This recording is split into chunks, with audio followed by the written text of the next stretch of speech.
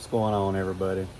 So today I wanted to discuss contracts or agreements, since some people think that a simple handshake's all you need. Well, kind of hard to shake somebody's hand when they're in another country, but anyway, before I go into that, I just wanted to show this screenshot of just how hard he tries to make himself look credible and cool and important.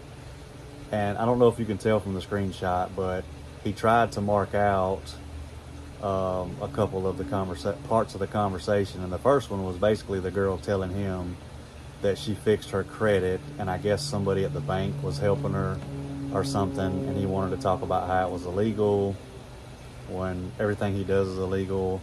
But look at this screenshot here. Even my subscribers know that he's nothing more than a scam and a fraud. Now, back to the topic at hand.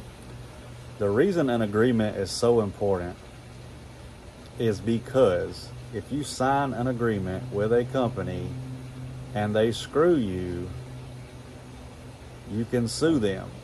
Now, this is assuming that you read the agreement before you sign it, because let's be honest, a lot of us just sign stuff, especially when we do things like buy a car, house. Trust me, nobody wants to read all the fine print, but that's the purpose in them making contracts so long. So always make sure you read the contract. Make sure the contract benefits you just as much as it benefits the company.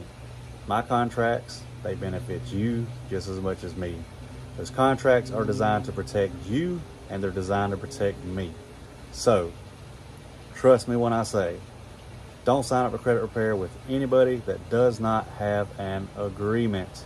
And make sure in that agreement you benefit just as much as the company. It should be 50-50.